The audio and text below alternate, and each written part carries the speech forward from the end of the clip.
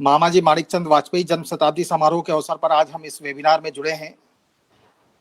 इस वेबिनार के जरिए हम बदलता परिवेश और राष्ट्रीय शिक्षा नीति 2020 के विषय पर आज परिचर्चा करेंगे। कार्यक्रम के मुख्य अतिथि मुख्य वक्ता माननीय श्री टीवी कट्टीमणि साहब, कुलपति केंद्रीय जनजातीय विश्वविद्यालय विजयनगरम आंध्र प्रदेश हैं। कार्यक्रम की अध्यक्षता हमारे डॉक्टर प्रकाश बर्तुनिया जी, कुलाधिपति डॉक्टर बाबा साहब भीमराव अम्बेडकर केंद्रीय विश्वविद्यालय लखनऊ के द्वारा की जा रही है। मैं कार्यक्रम शुरू करने से पहले एक मामाजी श्री माणिकचंद जी वाजपेयी जी के जीवन संघर्ष और जीवन के बारे में थोड़ा सा संक्षिप्त परिचय देना चाहूँगा। मामा माणिकचंद वाजपेयी जी मध्य प्रदेश का है या मध्य भारत के एक बहुत बड़े ध्येयनिष्ठ पत्रकार थे। पत्रकारिता के वर्तमान दौर में तमाम तरह के द्वंद्व चल रहे हैं। आज़ादी के पहले पत्रकारों का एक मिशन हुआ करता था, आज़ादी, हमें आज़ादी पाना है। लेकिन आज़ादी के बाद पत्रकारों का मिशन क्या होना चाहिए, पत्रकारिता का मिशन क्या होना चाहिए, इस पर लंबी बहस चल रही है। हम इस बहस में तो नहीं पड़ेंगे, लेकिन हम यह जरूर बात रखना चाहते हैं कि मामा माणिकचंद वाजपेयी जी ने जो जीवन पर्यंत ध्येयनिष्ठ पत्रकारिता की या हम कहें राष्ट्रभाव की पत्रकारिता की, हम आज उसके बारे में थोड़ी सी चर्चा करना चाहते हैं। मामा माणिकचंद वाजपेयी जी के बारे में मैं आपको बताना चाहूँगा कि आगरा जिले के बटेश्वर गांव में उनका जन्म हुआ था। ग्वालियर में उनकी शिक्षा दीक्षा हुई। BA LLB की उपाधि मामा जी ने स्वर्ण पदक हासिल किया था। इसके बाद उन्होंने राष्ट्रीय स्वयंसेवक संघ को में शामिल हुए। वे 1944 से लेकर के 1953 तक मामा जी राष्ट्रीय स्वयंसेवक संघ में प्रचारक के रूप में रहे। आज जो भारतीय जनता पार्टी एक वटवृक्ष के रूप में खड़ी हुई है, जब उसका जन्म हुआ था जनसंघ के रूप में, तो मामा माणिकचंद वाजपेयी जी उसके फाउंडर थे। 1991 से 1954 तक के वे उत्तरी मध्य भारत के संगठन मंत्री भी रहे। इसके बाद मामा जी का जीवन कई क्षेत्रों में रहा। लगभग 10 साल तक के उन्होंने भिंड के एक गांव लहरोली में शिक्षण कार्य किया अध्यापक के रूप में। 2 साल तक के ग्वालियर में प्रधान अध्यापक के पद पर कार्यरत थे। और एक देश मित्र करके अखबार हुआ करता था भिंड जिले का, वहां से उन्होंने पत्रकारिता की शुरुआत करी। पत्रकारिता शुरुआत करने के बाद वे लंबे जीवन पर्यंत पत्रकारिता से जुड़े रहे। 1966 में जब स्वदेश अखबार की शुरुआत हुई तो मामा माणिकचंद वाजपेयी उसके संस्थापक संपादक रहे। 1987 से 2000 तक के वह स्वदेश के जो कई संस्करण थे, भोपाल, इंदौर, ग्वालियर, उसके सलाहकार संपादक के रूप में रहे। और इस दरम्यान उन्होंने एक पत्रकारिता की पीढ़ी तो तैयार की, लेकिन अगर हम देखें तो उन्होंने बाकी क्षेत्र में जो कार्य किया, शिक्षक के रूप में, एक राजनेता के रूप में, एक पत्रकार के रूप में, तो उन्होंने कई क्षेत्र की बेहतर पीढ़ी तैयार की है। आज हम पत्रकारिता के क्षेत्र में देखेंगे, चाहे जितने बड़े बड़े मध्य प्रदेश के पत्रकार हैं, उनमें से बहुतायत से मामा जी के ही शिष्य हैं, मामा जी के द्वारा ही तैयार किए हुए हैं। मामा जी ने हमेशा जीवन पर्यंत ध्येयनिष्ठ पत्रकारिता की, राष्ट्रवाद की पत्रकारिता को उन्होंने बुलंद किया। इमरजेंसी के दौरान, आपातकाल के दौरान मामा जी 20 महीने जेल में रहे। उस दौरान भी उन्होंने कई किताबें भी लिखी जो आज भी पढ़ी जाती है। माखनलाल चतुर्वेदी पत्रकारिता विश्वविद्यालय ने एक मोनोग्राफ जारी किया है जिसमें मामा जी के लेखों का संग्रह ज्योतिपथ की प्रस्तावना में लिखा है कि जीवन मूल्य निर्धारित होते हैं, जीवन के लक्ष्य के आधार पर मामा जी ने राष्ट्रहित को अपने मूल्यांकन की कसौटी बनाया है। तो ऐसे ध्येयनिष्ठ पत्रकार मामा जी का ये जन्म शताब्दी वर्ष हम मना रहे हैं। इसका आखिरी कार्यक्रम जन्म शताब्दी वर्ष का 7 अक्टूबर 2020 को दिल्ली में होना है, जिसमें परम पूज्य जी सरसंघचालक जी शामिल होंगे।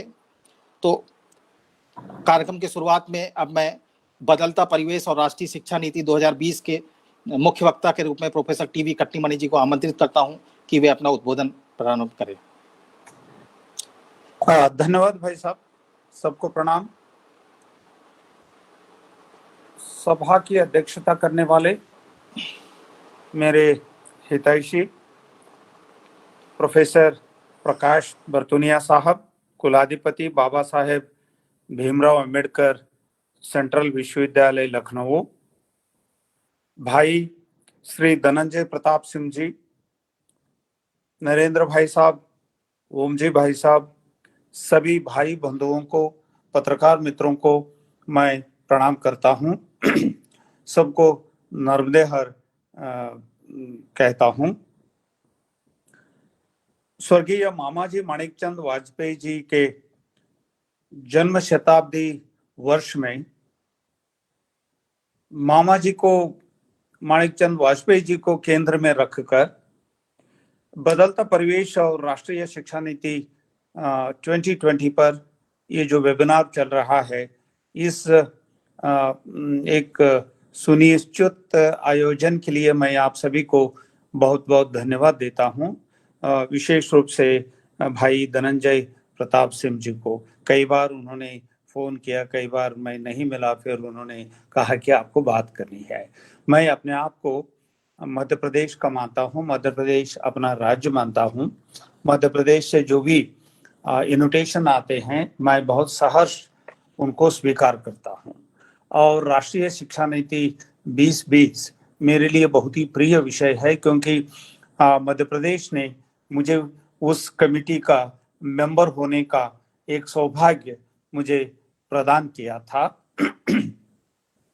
उसमें काम करते करते मैंने बहुत सारी चीजें सीखी, बहुत सारी चीजों को बदलते हुए मैंने देखा।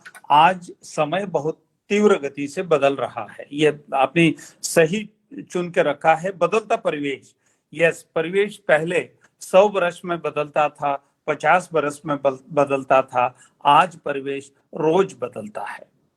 रोज इसलिए बदलता है, अभी जीवन पहली बार हमको मालूम हुआ है कि भारतीय धर्म में जो कहा गया था जीवन नश्वर है, हम हर पल इसको महसूस कर रहे हैं, या वाकई जीवन नश्वर है, क्षणभंगुर है।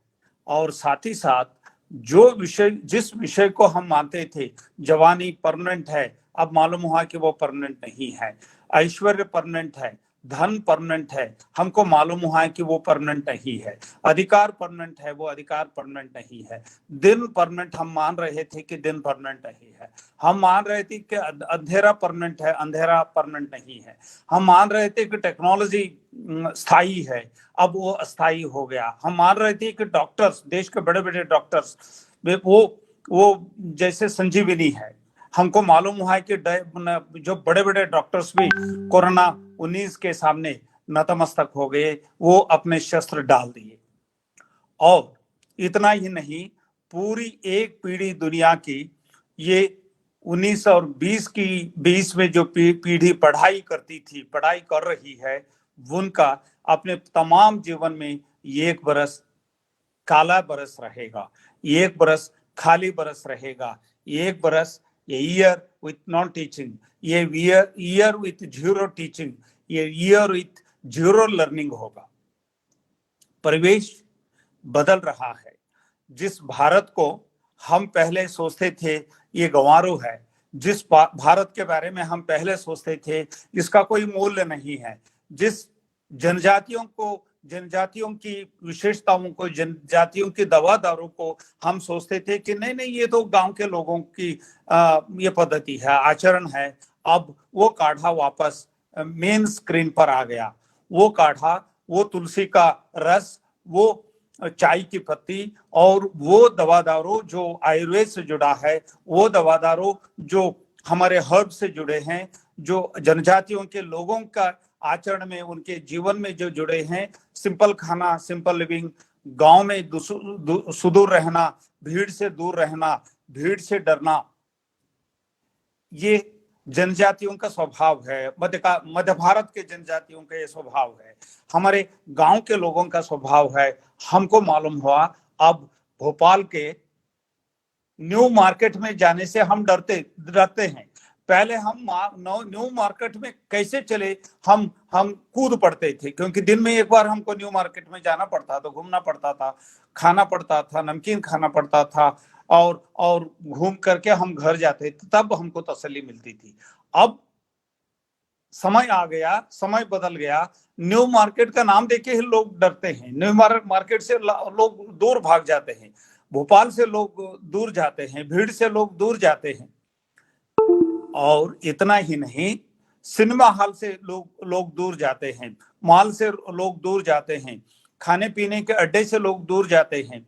समय बदल गया है, समय बदल गया है। हम ऋषि परंपरा के बारे में सोचने लगे हैं।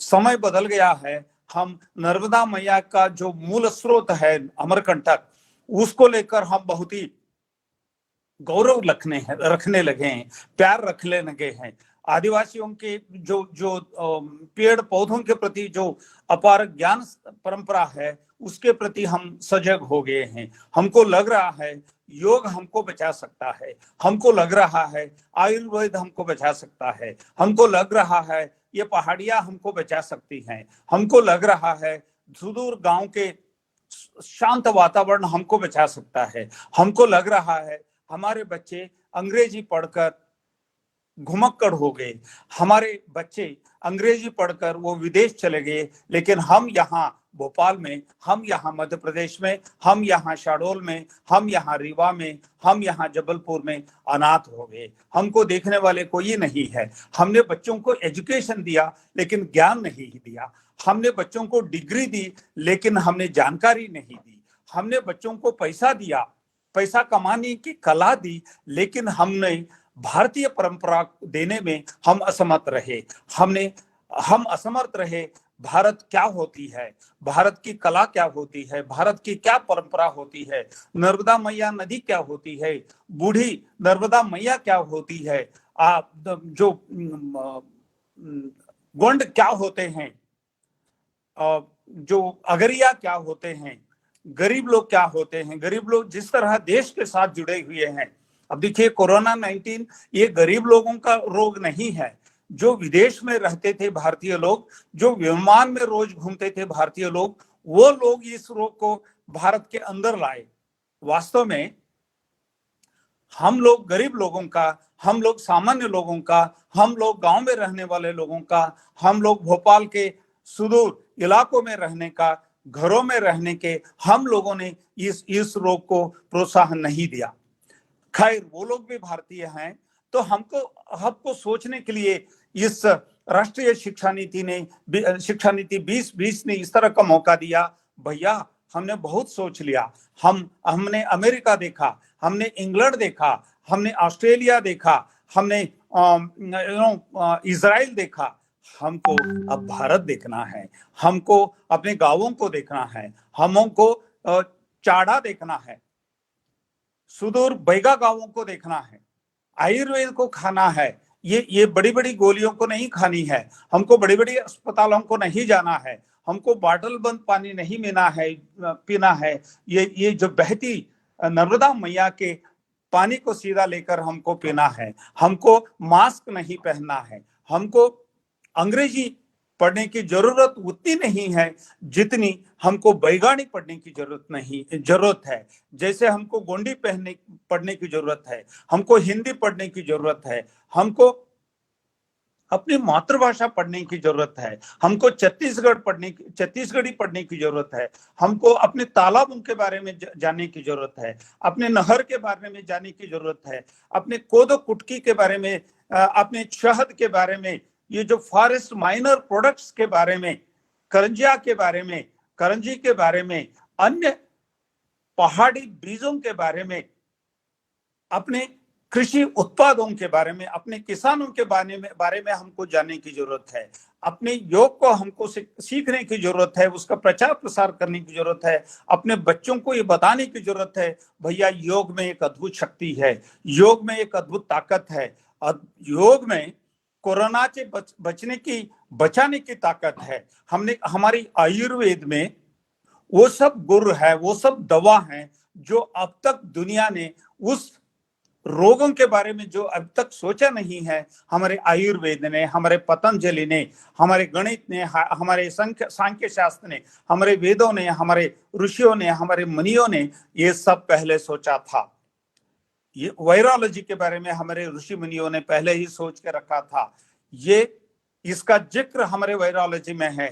जीवन पद्धति को बदलो और आराम से जियो, ये भारतीय पद्धति ने हमको बतलाया था। हमने बदलते अंग्रेजी परिवेश में हमारी परंपराओं को हम भूल गए थे। अंग्रेजी शिक्षा ने हमको बताया था कि भैया ये झूठ है। भारत भारत की जो भी नीतियां हैं, भारत के जो भी मूल्य हैं, ये सांप्रदायिक हैं।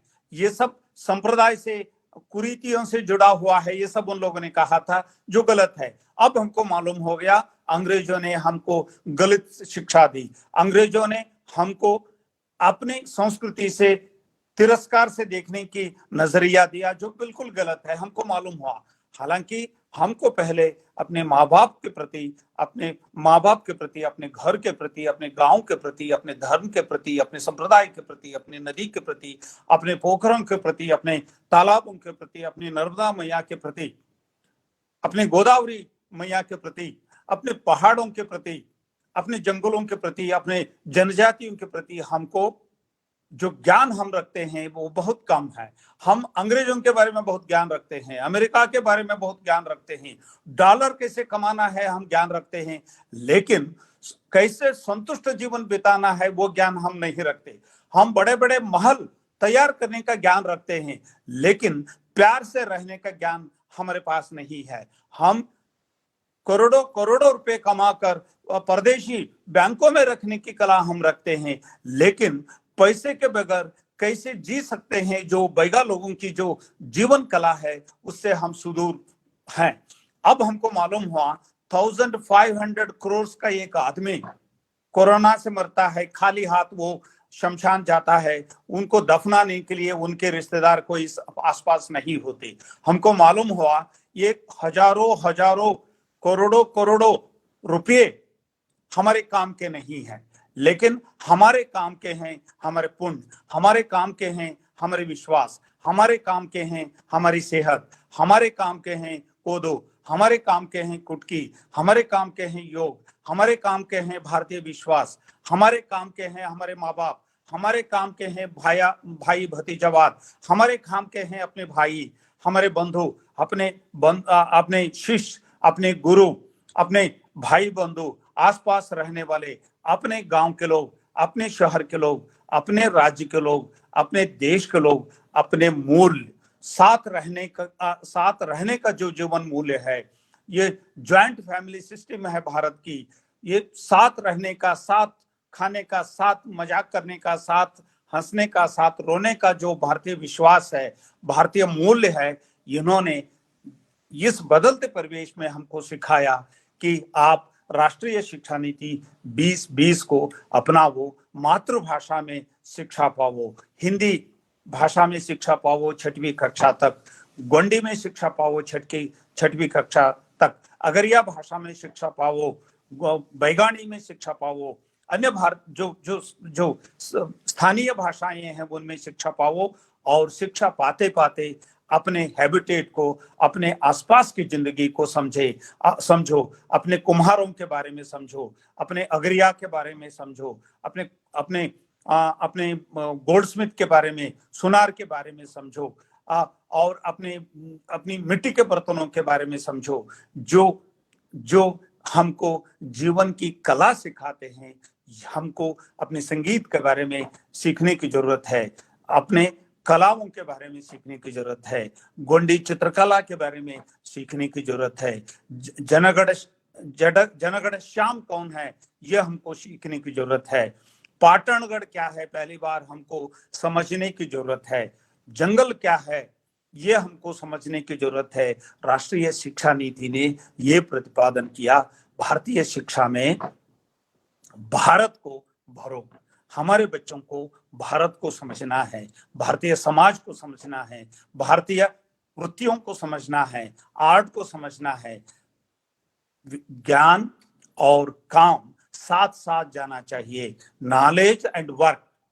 नई तालीम में बापूजी ने इसका प्रतिपादन किया था, फिर मोदी जी ने इसका प्रतिपादन शुरू किया, thanks to our honourable prime minister. वो राष्ट्रीय शिक्षा नीति 2020 के बहुत बड़े एम्बेसडर बन गए। हम लोगों के लिए बहुत बड़ा एक सुख है कि खुद देश का प्रधानमंत्री खड़े होकर राष्ट्रीय शिक्षा नीति 2020 को इम्प्लीमेंटेशन की बात करते हैं, प्राइमरी एजुकेशन में मातृ शिक्षा की बात करते हैं, और जनजातीय भाषाओं के प्रतिपादन करते हैं, कृषि को शिक्षा में उपयोग शामिल करने की बात करते हैं।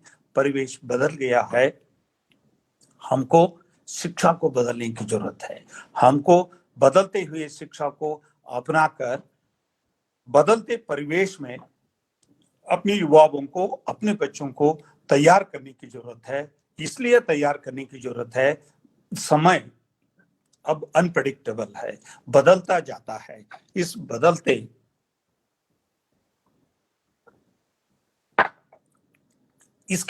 परिवेश को समझने में हमारे एम्स के डॉक्टर असफल हैं, हमारे स्पेस इंजीनियर्स असफल हैं, हमारे टेक्नोक्रेट्स असफल हैं, अब हम जैसे वाइस चांसलर्स असफल हैं, बहुत बड़े डॉक्टर्स असफल हैं, बहुत बड़े योगी असफल हैं। इस बदलते परिवेश को, अनप्रेडिक्टेबल सीजन को हमारे ऋषि मुनियों ने प्रेडिक्ट किया था। उनकी प्रेडिक्शन कला को, बदलते समय को पकड़ने की कला जो हमारे ऋषि मुनियों में थी, वो कला को आजमाने के लिए, अपनाने के लिए हमको भारतीय कला को दोबारा सीखना, आत्मसात करने की बहुत सख्त जरूरत है।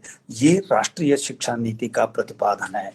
हम कहते हैं लोग अंग्रेजी जरूरत है क्योंकि हमको ग्लोबल प्लेटफॉर्म पर जाना है। राष्ट्रीय शिक्षा नीति है, यस, हम सबको ग्लोबल प्लेटफॉर्म पर जाने की जरूरत है। उसके पहले हमको भारतीय प्लेटफॉर्म पर अपने आप को प्रतिष्ठित करने की जरूरत है। राष्ट्रीय शिक्षा नीति 2020 राष्ट्रीय प्लेटफॉर्म पर भारतीयों को बिठाने की, प्रतिपादित करने की, उनको वहां आसीन कराने की बात करती है, गांवों की बात करती है, दूर दराज सुदूर ग्रामीण इलाकों की बात करती है, वो चाढ़ा की बात करती है, और ग्रामीण अंचलों की बात करती है, गरीबों की बात करती है, जंगलों में रहने के लोगों की बात करती है, जो झुग्गी झोपड़ी में रहने वालों की बात करती है। ये SC ST महिला और ट्रांसजेंडर्स की बात करती है।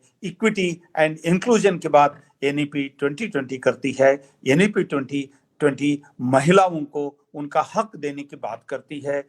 NEP 2020 जो जनजातियों में, जो दलितों में, जो आदमी रिजर्वेशन के बगैर भी आगे जाना चाहता है और वो भारत में समता की स्थापना करना चाहते हैं, इसलिए वो इसको दोबारा NEP इसको प्रतिष्ठापित करके समानता की बात, एक समृद्ध भारत की, एक सस्टेनेबल भारत की, एक सब मिलकर समान भारत की स्थापना करे शिक्षा के माध्यम से, इसकी बात NEP 2020 करती है। मामाजी माणिकचंद वाजपेयी समारोह में ये बदलता परिवेश और राष्ट्रीय शिक्षा नीति 2020 की बात करने के लिए आपने मुझे जो बुलाया, ये मौका दिया, और ये मैं अपने आप को खुशनसीब समझता हूँ, क्योंकि इसके बहाने हम बदलते परिवेश में शिक्षा नीति की बात करने की हमने सोच ली और आप लोगों ने मुझे मौका दिया। आप सभी को बहुत बहुत धन्यवाद देता हूँ। आपने मेरी बातें धैर्यपूर्वक सुना। दोबारा मैं आप सभी को धन्यवाद देते हुए अपनी बातों को विराम देता हूँ। जय हिंद, जय भारत, प्रणाम। बहुत बहुत धन्यवाद प्रोफेसर कट्टीमणि साहब का। मैं क्षमा चाहता हूं, मैं कट्टीमणि साहब का परिचय विस्तार से दे नहीं पाया था। प्रोफेसर कट्टीमणि दक्षिण भारतीय हैं और कर्नाटक राज्य के रहने वाले हैं, लेकिन वो हिंदी के प्रकांड विद्वानों में गिने जाते हैं देश के। भारत सरकार सहित उत्तर प्रदेश और कई राज्यों ने उनको हिंदी के तमाम पुरस्कार दिए। ऐसे प्रोफेसर कट्टीमणि साहब ने बदलता परिवेश और राष्ट्रीय शिक्षा नीति पर जो हमें संबोधित किया और ये बताया कि मातृभाषा को जीवित रखना बेहद जरूरी है। यह बात बिल्कुल सही है, मैं भी इस बात से सहमत हूँ और हमारे सभी साथी भी सहमत होंगे कि अगर मातृभाषा जीवित नहीं रही तो आने वाली पीढ़ी, मातृभाषा को अभी अगर नहीं बचाया गया तो आने वाली पीढ़ी को, नए बच्चों को मातृभाषा का ज्ञान नहीं होगा। आज अंग्रेजी शिक्षा पद्धति के कारण हमारे बच्चे न बुंदेली जानते, मालवी नहीं जानते, मराठी नहीं जानते। जो मातृभाषा का अस्तित्व खत्म हो रहा है, उसको बचाए रखने के लिए राष्ट्रीय शिक्षा नीति बहुत जरूरी है। मैं अब आमंत्रित करूंगा कार्यक्रम के अध्यक्ष डॉक्टर प्रकाश बरतुनिया जी को। प्रकाश बरतुनिया जी का मध्य प्रदेश से वास्ता है। मध्य प्रदेश का हर युवा बरतुनिया जी को जानता है। इंदौर में जन्मे डॉक्टर प्रकाश बरतुनिया मध्य प्रदेश लोक सेवा आयोग के मेंबर रहे हैं। उच्च शिक्षा की तमाम संस्थाओं से जुड़े रहे हैं। कई कुलपति की चयन समिति के सदस्य रहे हैं और मौजूदा समय में बाबा साहब भीमराव अंबेडकर केंद्रीय विश्वविद्यालय लखनऊ के कुलाधिपति हैं। मैं आमंत्रित करूंगा डॉक्टर प्रकाश बरतुनिया जी को। वे बदलता परिवेश और राष्ट्रीय शिक्षा नीति कार्यक्रम की अध्यक्षता कर रहे हैं। आमंत्रित हैं डॉक्टर बरतुनिया जी। धन्यवाद धनंजय जी। आज के इस कार्यक्रम के बहुत ही गरिमापूर्ण कार्यक्रम मामाजी माणिक चंद्र वाजपेयी जन्म शताब्दी समारोह समिति के मुख्य वक्ता माननीय श्री कट्टीमणि जी, जो कि पूर्व में हमारे इंदिरा गांधी राष्ट्रीय विख्याति विश्वविद्यालय अमरकंटक के कुलपति भी थे और वर्तमान में आंध्र प्रदेश में विजयनगर में जनजाति विश्वविद्यालय के माननीय कुलपति हैं। उसके अलावा हमारे माननीय नरेंद्र जी भाई साहब और हमारे श्री भावेश जी भाई साहब और हमारे ओम जी भाई साहब और उपस्थित सभी देवियों सज्जनों छात्र छात्राओं, मुझे बहुत खुशी हुई। एक तो ये खुशी हुई कि हमारे जो मुख्य वक्ता थे वो अहिंदी भाषी होते हुए भी उन्होंने बहुत अच्छी हिंदी में अपना वक्तव्य दिया। उसके लिए मैं उनको बधाई देता हूं और आशा करता हूं कि वो इसके प्रति अपने ये भाव आगे भी बनाए रखे और मध्य प्रदेश के प्रति जो उनके हृदय में विशेष एक स्नेह का भाव है, जुड़ाव का भाव है, मैं आशा करता हूं वो भी मध्य प्रदेश के प्रति उनका भाव आगे भी इसी प्रकार, चाहे वो कहीं जाए, इसी प्रकार रहेगा, ऐसी मैं आशा करता हूं। मुझे कहा गया है कि राष्ट्रीय शिक्षा नीति पर ही कंसंट्रेट करना है, उसी पर ध्यान देना है, तो मैं अपनी बात इसमें शुरू करता हूं। एक तो ये है कि ये राष्ट्रीय शिक्षा नीति जो बनी है, जैसा कि बताया कट्टीमणि जी ने, आप माननीय सदस्य थे उस समिति के, बनने के पूर्व पहली बार ऐसा हुआ है कि किसी राष्ट्रीय शिक्षा नीति के ऊपर आम जनता की भागीदारी सुनिश्चित की गई।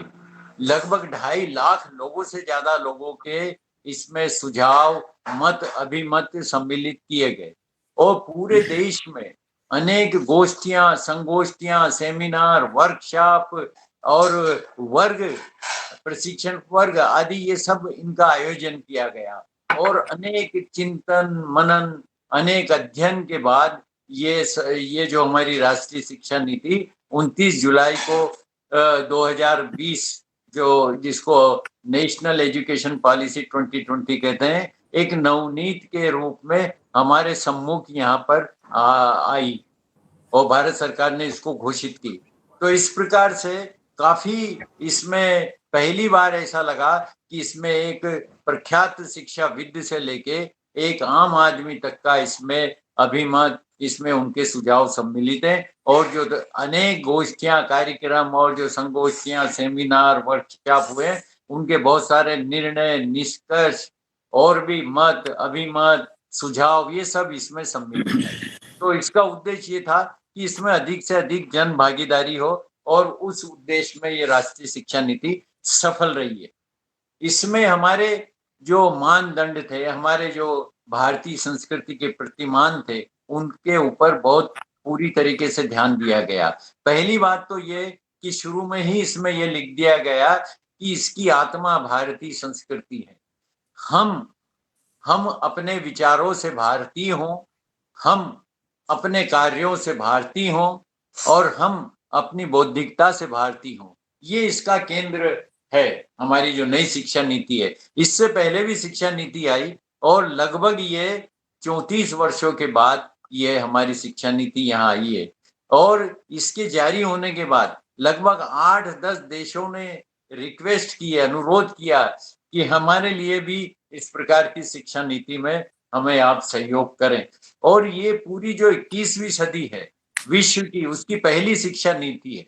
तो इस प्रकार से ये शिक्षा नीति आज हमारे सम्मुख है और हम इसमें देख रहे हैं कि जो हमारी प्राचीन परंपरा थी, जो हमारी गुरु शिष्य परंपरा थी, जो हमारे गुरुकुलों का संचालन होता था, जिस शिक्षा के केंद्र के रूप में भारत पूरे विश्व में प्रसिद्ध था, नालंदा, तक्षशिला, विक्रमशिला आदि बहुत सारे ऐसे केंद्र थे, और वल्लभ भी, और वहां पर पूरे विश्व के छात्र यहाँ अध्ययन लेने के लिए आते थे, और हमारे गुरु की अनूठी परंपरा थी, गुरुओं का मान था, सम्मान था।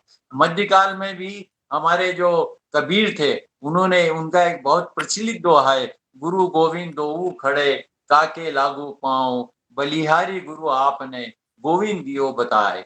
तो हमारी संस्कृति में गुरु का स्थान ईश्वर से भी पहले दिया गया है। लेकिन जो परिवेश बदला, तो ऐसा बदला कि वो गुरु जो शिष्यों को शिक्षा देते थे, दीक्षा देते थे, धीरे धीरे कालांतर में वो गुरु से शिक्षा कर्मी, संविदा कर्मी, अस्थायी शिक्षक, अतिथि शिक्षक बन गए, और यहाँ तक कि हम उन्हें रोजंदारी से रखने लगे। और यही नहीं, उनके जो प्रति पीरियड कालखंड के अनुसार उन्हें राशि दी जाने लगी। तो जो गुरु हमारे राष्ट्र के भावी निर्माण में सहयोग करता है, जो गुरु हमारे बच्चों का, हमारी भावी पीढ़ी के भविष्य का निर्माण करता है, जो गुरु हमारे बच्चों को संस्कार, सदाचार और मूल्य सिखाता है, उस गुरु का ही हमने अवमूल्यन कर दिया, उस गुरु की ही हमने अवमानना कर दी, और आज हम उसको इस स्थिति में लाके खड़ा कर दिया कि कोई भी व्यक्ति है, वो इस देश में पहले आईएएस, आईपीएस, आईआरएस बनना चाहता है, उसके बाद में डॉक्टर, इंजीनियर बनना चाहता है, लेकिन शिक्षक कोई भी नहीं बनना चाहता है। इस शिक्षा नीति में भारत सरकार ने ये बल दिया है कि हमें अपने गुरुओं की प्रतिष्ठा, उनका मान सम्मान पुनर्प्रतिष्ठित करना, पुनर्स्थापित करना। इस बात को भारत सरकार ने इस बात को ध्यान में रख के, और हमारे जो गुरु हैं उनकी प्रतिष्ठा पुनर्स्थापित करने के लिए, उनके लिए अनेक प्रकार के सुविधाएं, आयोजनाएं इसमें लेके आए हैं। सबसे पहले तो ये है कि केवल उनके वेतनमान, सेवा शर्तें और इन्हीं की बात नहीं है, उनके और भी कई समस्याएं हैं, उनके जीवन के और भी कई बहुत सारे जो पहलू हैं, उन सब पर समग्र रूप से ध्यान दिया गया है। शिक्षक को इस शिक्षा नीति के केंद्र में रखा गया है। जैसा कि हम जानते हैं कि लगभग 45 प्रश्न इसमें स्कूल शिक्षा नीति के ऊपर है, स्कूल शिक्षा के ऊपर है, उसमें 7-8 प्रश्न सिर्फ शिक्षक के ऊपर है, और शिक्षकों के शिक्षा, शिक्षण और शिक्षक तीनों की गुणवत्ता के ऊपर इसमें बहुत ध्यान दिया गया है। शिक्षकों के ऊपर विशेष ध्यान दिया गया है, और उनके वेतन और उसके अलावा उनके आवास, उनकी पदोन्नति, उनके प्रशिक्षण और उनके दूसरे जो अन्य समस्या है, उन सब पे ध्यान दिया गया। मैं सिलसिलेवार बताऊंगा इसमें। सबसे पहले तो उनके जो उनके अनुकूल वातावरण, वो एक, जब हमारा शिक्षक ही अगर अनुकूल और सुखद परिस्थितियों में नहीं रहेगा, समस्याओं से ग्रस्त रहेगा, तो वो अपने कार्य के प्रति न्याय नहीं कर पाएगा। इसलिए उनके अनुकूल वातावरण के लिए जो भी प्रयास किए जा सकते इस शिक्षा नीति में किए गए। उनके कम से कम ट्रांसफर हो, उनके ट्रांसफर के लिए कोई नीति बने, और वो नीति पारदर्शी हो, उसमें पारदर्शिता हो, और उस नीति का एक अलग से सॉफ्टवेयर हो, ज्यादा उनको डिस्टर्ब नहीं किया जाए, इस चीज का इसमें ध्यान रखा। उनकी प्रशिक्षण की पूरी चिंता की गई, उनकी गुणवत्ता आगे बढ़े। टीचर्स, एक इसमें टीईटी जो है, टीचर्स एलिजिबिलिटी टेस्ट, शिक्षक पात्रता परीक्षा, उसकी स्थापना की गई, और एक बीएड का 4 वर्षीय जो उत्कर्ष कोर्स है, वो इसमें शुरू किया भर्ती के पहले, और भर्ती में भी ध्यान दिया गया, उनका जो साक्षात्कार है उसी कॉम्प्लेक्स में हो, और उनकी पढ़ाई के प्रदर्शन की भी चिंता की गई। इस प्रकार से उनके आवास की चिंता की गई, उनके स्वास्थ्य की चिंता की गई, उनकी सुरक्षा की चिंता की गई। कॉम्प्लेक्स कैसा हो, साफ सुथरा हो, पर्यावरण मित्र हो, और वहां पर शौचालय हो, और आधुनिक साधन हो, कंप्यूटर हो, टेक्नोलॉजी हो, सारी चीजें वहां पर हो। हमारे जो छात्र हैं उनकी चिंता की गई, इसमें सबकी चिंता की गई, शिक्षक की गई, छात्र की गई, अभिभावक की गई, सबकी इसमें चिंता की गई। और जो हमारे विकलांग बच्चे हैं, उन बच्चों के लिए उचित साधन हो, भौतिक साधन हो, उसकी चिंता की गई। और शिक्षकों की भी हर प्रकार से उनके बारे में सोचा गया, उनको समस्याएं कम हो, उनको केवल शिक्षण का ही कार्य पर वो ध्यान दे, इसकी चिंता इसमें की गई है और इसके प्रावधान किए गए। उनसे शिक्षण के अलावा गैर शिक्षण कार्य नहीं करवाया जाए, यहाँ तक कि मध्याह्न भोजन में भी वो कम से कम समय दे। उनको कार्यालय के जो जटिल एडमिनिस्ट्रेटिव प्रशासनिक कार्य है, जैसे वित्त है, लेखा है, अकाउंट है, वो सब भी उससे वो बचें और अपना पूरा ध्यान वो शिक्षण पे दे। ये सब इसमें हमारी राष्ट्रीय शिक्षा नीति में इसके ऊपर पूरा ध्यान दिया गया। दूसरा जो हमारा मान बिंदु है, हमारे जो भारतीय संस्कृति का प्रतिमान है, वो है हमारी मातृशक्ति। इस शिक्षा में जेंडर इंक्लूजन फंड, ये जो है लैंगिक समावेशी निधि, इसका इसमें स्थापना की गई और हमारी जो बालिकाएं, हमारी जो कन्याएं, उनके शिक्षा के ऊपर विशेष रूप से ध्यान दिया गया। उनकी शिक्षा के लिए इसमें बहुत सारे प्रावधान किए गए। हमारी कन्याओं का, हमारी बालिकाओं का ड्रॉप रेट कम हो, वो ड्रॉप रेट कम करने के लिए इसमें बहुत सारे प्रावधान किए। न केवल प्रावधान किए, बल्कि वो एक समयबद्ध कार्यक्रम के अंतर्गत उनको पूरा करने का भी वचनबद्धता इसमें रखी गई है।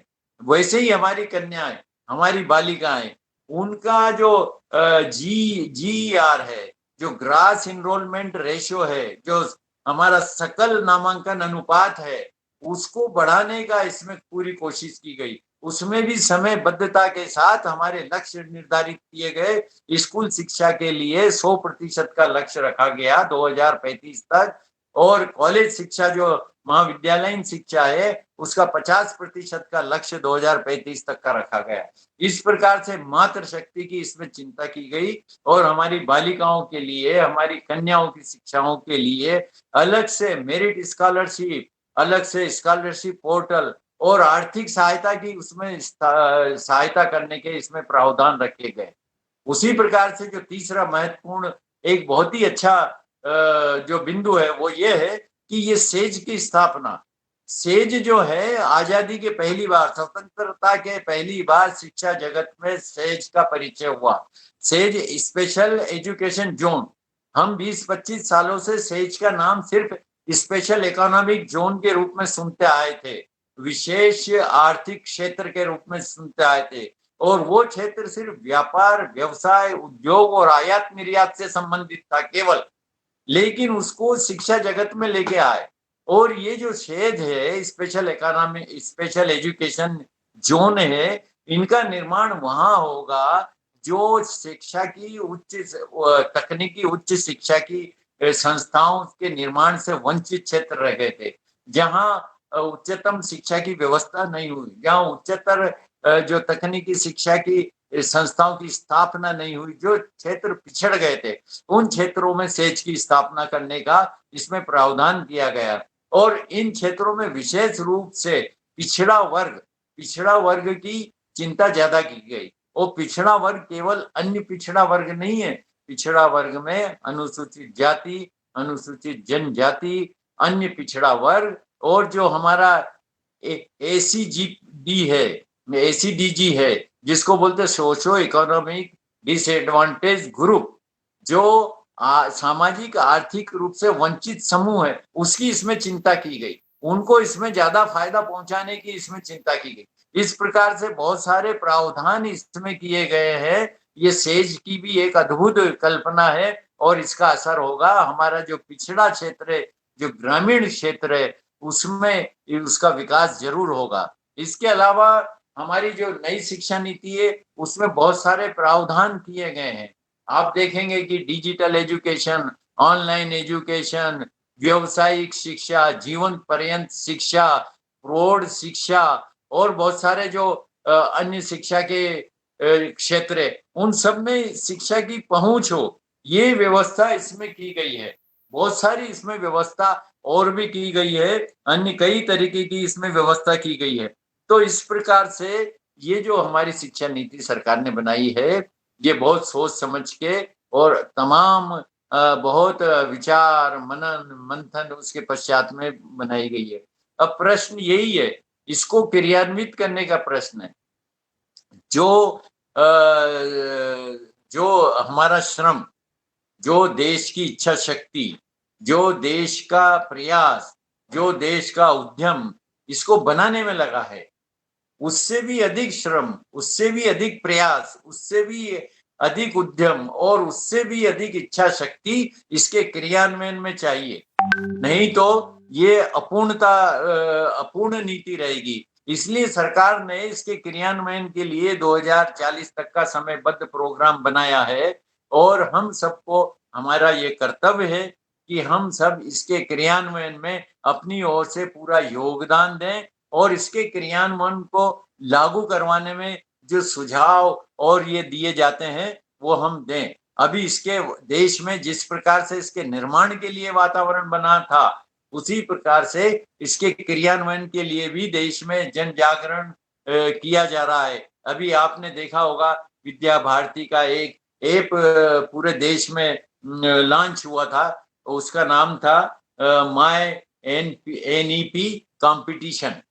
इस प्रकार के नाम से मेरी एजुकेशन पॉलिसी, ऐसा प्रतियोगिता नाम से एक लॉन्च हुआ था और उसमें करीब 5-6 हजार से ज्यादा सुझाव और ये सब बच्चों का आए। उसमें सभी प्रकार के, सभी आयु वर्ग के बच्चों का उसमें आमंत्रित किया गया था। स्कूल शिक्षा भी थी, मिडिल शिक्षा भी थी, सेकेंडरी शिक्षा भी थी, UG और PG, और उनके अलावा आम आदमी के सुझाव, जिस प्रकार से इस राष्ट्रीय शिक्षा नीति के निर्माण में आम आदमी के सुझाव आमंत्रित किए गए थे, लिए गए थे 2.5 लाख से ज्यादा, उसी प्रकार से इसके क्रियान्वयन में भी इस पर सभी के सुझाव आमंत्रित किए गए हैं। तो मुझे 15-20 मिनट का समय दिया था भावेश जी ने। मैंने कोशिश की कि मुझे जो समय दिया गया उसमें मैं अपनी बात कह सकूं, और बस इतना ही कहकर मैं अपनी वाणी को विराम देता हूं। भारत माता की जय। बहुत बहुत धन्यवाद डॉक्टर प्रकाश बरतुनिया जी। डॉक्टर बरतुनिया ने राष्ट्रीय शिक्षा नीति का बहुत बारीकी से विश्लेषण किया। उन्होंने जो बात कही कि शिक्षण कार्य की गुणवत्ता तभी सुधारी जा सकती है जब हम शिक्षक की, एक गुरु की मान प्रतिष्ठा को फिर से स्थापित कर सके। मैं उम्मीद करता हूं डॉक्टर बरतुनिया साहब, नई राष्ट्रीय शिक्षा नीति 2020 में वो सारी मान्य परंपराएं पूरी होंगी जो सनातन काल से शिक्षकों को, गुरु को एक आदर्श के रूप में स्थापित थी। हम उम्मीद करते हैं कि देश का निर्माता गुरु वही सम्मान पाएगा जो सनातन संस्कृति में उसकी पात्रता है, और हम उम्मीद करते हैं कि राष्ट्रीय शिक्षा नीति से हमारे वही नालंदा, तक्षशिला और वनस्थली जैसे गुरुकुल शिक्षा के केंद्र फिर दुनिया में एक बार हमारा देश का नाम रोशन करेंगे। कार्यक्रम के अगले चरण में मैं आमंत्रित करता हूं श्री धीरेन्द्र कुमार जी को। वे हमारे कार्यक्रम के मुख्य वक्ता प्रोफेसर कट्टीमणि और कार्यक्रम के अध्यक्ष डॉक्टर प्रकाश बरतुनिया जी से जो सवाल जवाब चाहते हैं वो अवगत करा सकते हैं। जी, सभी अतिथियों को मेरा प्रणाम। सवाल जवाब तो काफी अच्छे आए हैं, और सबसे अच्छी बात ये है कि सभी वक्ताओं ने, दोनों वक्ताओं ने हमारे इतने अच्छे से बात रखी है कि लोगों को बड़े आसान शब्दों में इसका उद्देश्य जो है मैं समझता हूँ समझ में आ गया है। इसमें एक सवाल जो है अनुज जी का है, कट्टीमणि जी से। उनका पूछना है क्या नई शिक्षा नीति में संस्कृत और भारतीय संगीत जो परंपरा है वो पहले की तरह शामिल हो सकेगी?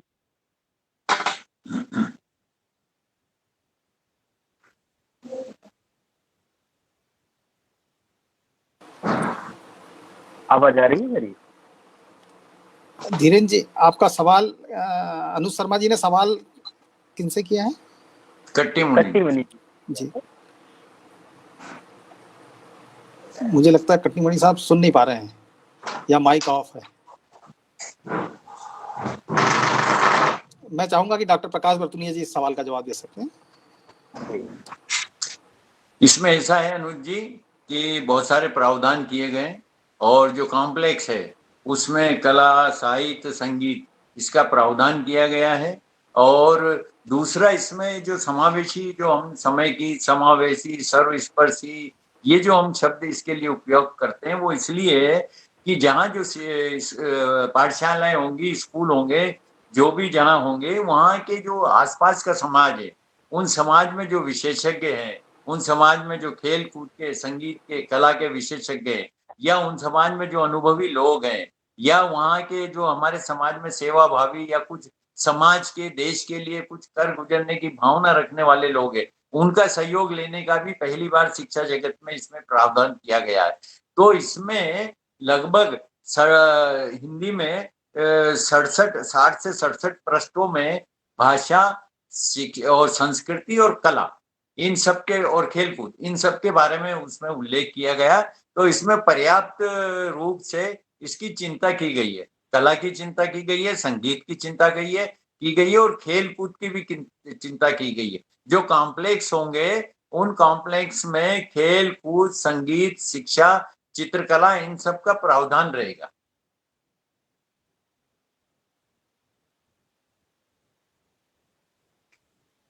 एक सवाल और आया है कि नई शिक्षा नीति से कहीं हम वैश्विक परिदृश्य और जानकारियों में पिछड़ तो नहीं जाएंगे? तो ये इसमें देखिए, प्रौद्योगिकी और ऑनलाइन एजुकेशन और डिजिटल एजुकेशन, इसका इसमें बहुत सारा प्रावधान किया गया है। और किस्मत से क्या हुआ कि ये जो चीजें थी, जो 5-10 साल बाद लेट आने वाली थी, वो कोरोना कोविड-19 के कारण समय से पहले भारत में आ गई है। और हम ये वेबिनार कर रहे हैं, ये भी वही उसी का एक हिस्सा है।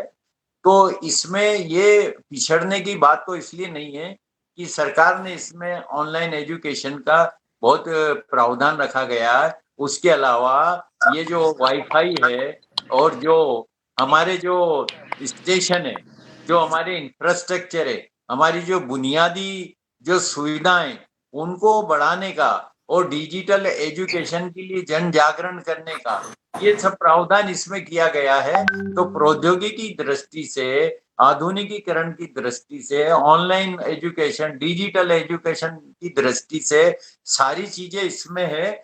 और विश्व का जो परिदृश्य है शिक्षा का, उसमें उससे पिछड़ने का तो प्रश्न है नहीं, क्योंकि टेक्नोलॉजी आजकल सब दूर एक साथ चलती है, उसमें बहुत ज्यादा फर्क नहीं आता है। तो ऐसी शंका निर्मूल है, ऐसी कोई बात है नहीं इसमें।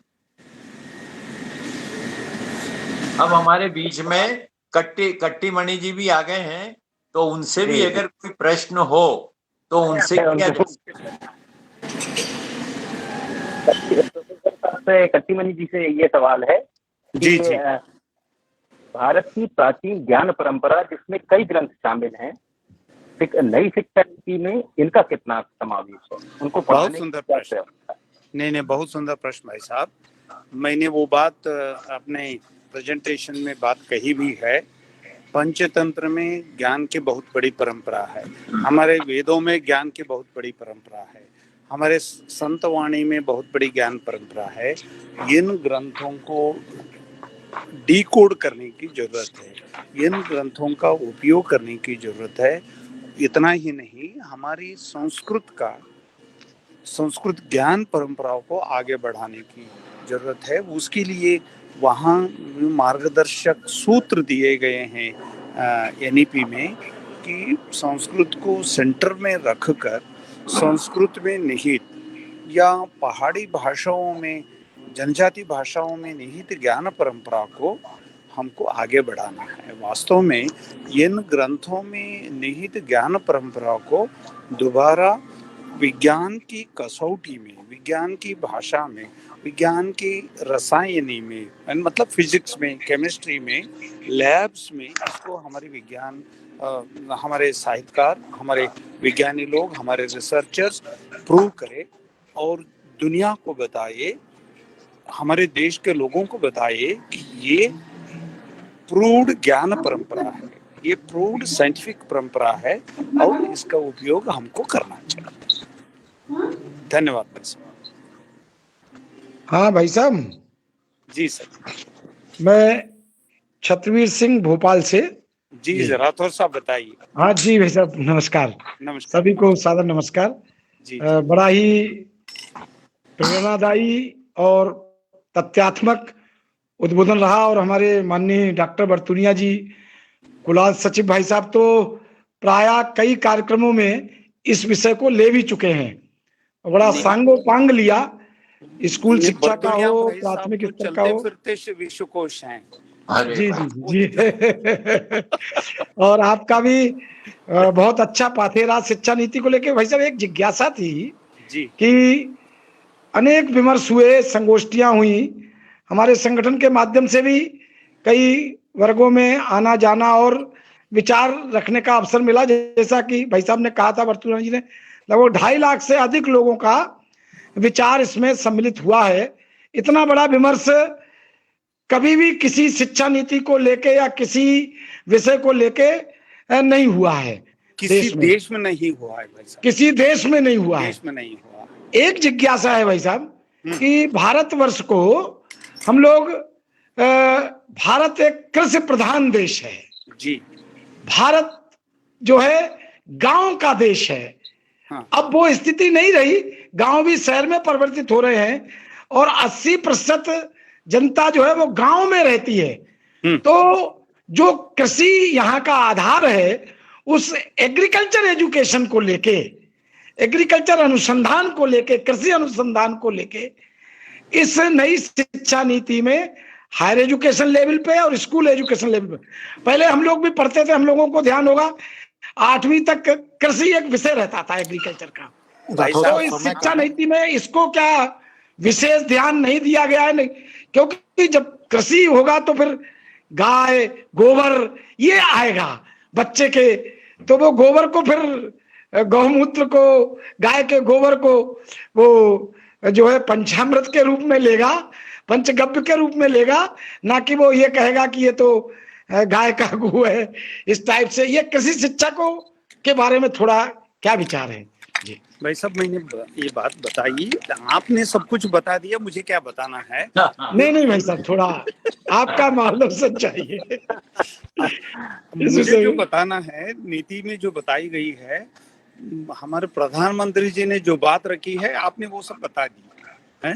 फिर भी मैं थोड़ा सा बताऊंगा जी जी जी जी कि कृषि को गाय पालन को अलग विषय के रूप में नहीं, समग्र शिक्षा के रूप में ये हर स्तर पर, हर लेवल पर एक पार्ट होगा। आपने कहा गोमूत्र के महत्व के बारे में, गोबर के महत्व के बारे में, ये जो देसी गाय के दूध के महत्व के बारे में, घी का क्या महत्व है, मेडिसिनल वैल्यू है इसके बारे में। और मैंने उसमें कहा ये जो हमारी पॉटरी है, हमारे कुम्हार के बारे में, हमारे अपने अगरिया लोगों के बारे में, और ये बढ़ई के बारे में, इन सब के बारे में ये इंट्रोडक्टरी रूप होगा, जिससे प्रभावित होकर बच्चे, हो सकता है कुम्हार का बेटा कुम्हार होने की जरूरत नहीं है, मेरा बेटा कुम्हार होगा, मेरा बेटा ये जो पॉटरी को, कुम्हार के काम को एक करियर के रूप में ले लेगा।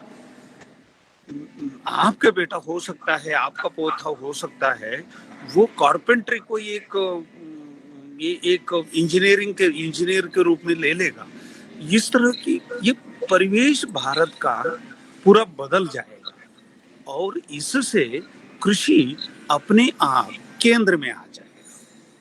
आपका जो प्रेम है, आपका जो महत्व है, प्रेशर है कि कृषि को केंद्र में लाना है, गाय को केंद्र, पशुपालन को केंद्र में लाना है, वो केंद्र में आएगा। अब तक क्या था, कृषि पालन, पशुपालन, भारत के गांव शिक्षा से गायब थे, अब शिक्षा के केंद्र में आ जाएंगे, बच्चे उससे आकर्षित होंगे।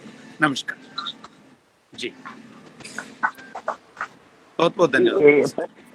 प्रश्न ज्यादा है और समय कम है, तो मैं 2 प्रश्न पढ़ लेता हूँ, उनका शॉर्ट में जितने संभव हो जवाब जैसे।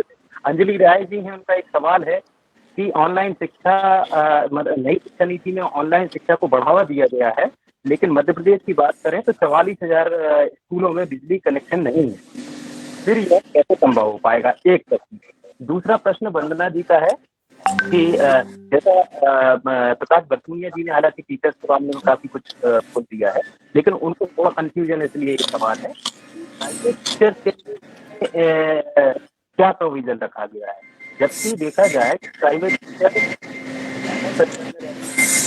ज्यादा अपडेट हैं, उसके बाद भी उनको वो आउटपुट नहीं मिलता है। आउटपुट से मेरा शायद इनका मंतव्य जो है सैलरी से हो सकता है, मैं ये अपनी तरफ से जोड़ रहा हूँ। तो ये दो बस और एक देश में कनेक्टिविटी की बात जो आपने ये डाउट रखा है, ये जो संशय रखा है, ये डर रखा है, ये हम सब इससे वाकिफ हैं, सरकार इससे वाकिफ हैं। इसीलिए प्रधानमंत्री जी अक्सर बात करते हैं कनेक्टिविटी को बढ़ाने की जरूरत है, सरकार उसके लिए कटिबद्ध है। हमारे कर्मठ विद्या मंत्री डॉक्टर रमेश पोखरियाल जी हर अपने भाषण में इसका जिक्र करते हैं।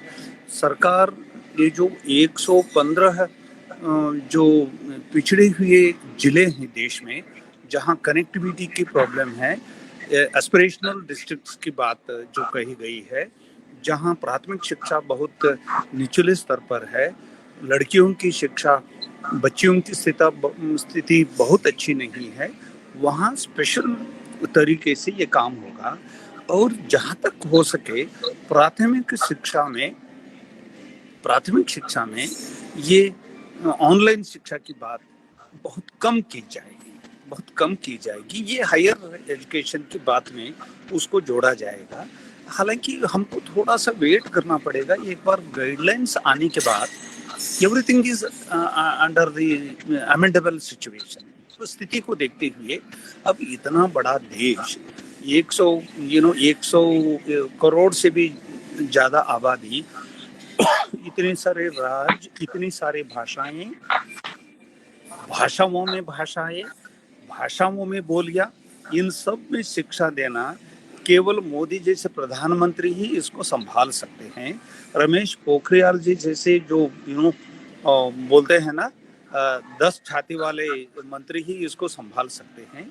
हम सबको सरकार के इन कदमों को सपोर्ट करने की जरूरत है, सहमति रखने की जरूरत है। और दूसरी बात, ये जो पार्टिसिपेशन ऑफ प्राइवेट सेक्टर की बात है ना, पहली बार शिक्षा नीति में प्राइवेट सेक्टर को, निजी क्षेत्र को जोड़ने की कोशिश की गई है, इसलिए कि लगभग 50% आधी हम लोगों की डिसमिनेशन ऑफ एजुकेशन वो प्राइवेट सेक्टर से चलती है। और हम तक सरकार उनको अनटचेबल, अस्पृश्य के रूप में रखा था, वो जो अब लगा कि नहीं रखना है, क्योंकि गरीब के बच्चे या पैसे वाले के बच्चे या मिडिल इनकम के बच्चे, सभी के बच्चे वो प्राइवेट सेक्टर में भी पढ़ते हैं। उनको भी देखते हुए उसको रेगुलेटरी बॉडी में रखे और वहाँ जो पढ़ाते हैं शिक्षक, उनको जो ग्रांट्स हैं, रिसर्च के डेवलपमेंट ग्रांट्स है, वो भी देना चाहिए और उनके फीस स्ट्रक्चर पर नियंत्रण रखने की भी बात शिक्षा नीति में की। बहुत बहुत धन्यवाद, नमस्कार।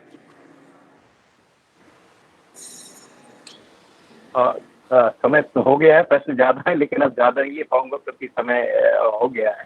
तो धनंजय भाई की तरफ अनुरोध करूंगा कि वो कृपया कार्य। धन्यवाद भाई साहब, धन्यवाद, नमस्कार। धन्यवाद धीरेन्द्र जी। एक सजग पत्रकार, सामाजिक कार्यकर्ता, स्वतंत्रता सेनानी माणिकचंद वाजपेयी जी की जन्म शताब्दी वर्ष पर आयोजित इस कार्यक्रम के आभार प्रदर्शन के लिए मैं मध्य प्रदेश के वरिष्ठ पत्रकार श्री सुदेश गौड़ जी को आमंत्रित करता हूं कि वह आए और अतिथि के प्रति आभार व्यक्त करें। ओम नमो भगवते वासुदेवाय। पुरुषोत्तम मास की एकादशी के पावन पर्व पर आयोजित मामाजी माणिकचंद वाजपेयी जन्म शताब्दी समारोह द्वारा आयोजित परिचर्चा बदलता परिवेश और नई शिक्षा नीति पर हमारा मार्गदर्शन करने के लिए केंद्रीय जनजाति विश्वविद्यालय विजयनगर के कुलपति प्रोफेसर टीबी कट्टीमणि साहब का गरिमामय उद्बोधन के लिए मामाजी माणिकचंद वाजपेयी जन्म शताब्दी समारोह समिति की ओर से मैं आभार प्रकट करता हूं। प्रोफेसर कट्टीमणि ने जीवन की नश्वरता, प्राचीन परंपराओं के महत्व के साथ बताया कि हमको अब भारत को देखना है। इस नई शिक्षा नीति में भारत के गांवों, नदियों, पर्यावरण और भाषाओं को समझना है, इस पर केंद्रित होगा। योग को और आयुर्वेद को समझना है, मातृभाषा और संस्कृति को सम्मान से देखना है। ये इस शिक्षा नीति के मूल में है।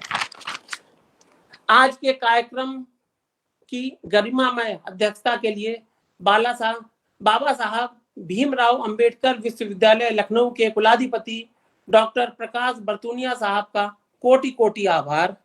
उन्होंने अपने उद्बोधन में ये स्पष्ट किया कि शिक्षाविदों के साथ पहली बार आम जनता की भागीदारी इस शिक्षा नीति में हुई है। चिंतन मनन के साथ पहली बार इतना गहन विश्लेषण हुआ है और जिसमें आम जनता को शामिल किया गया है।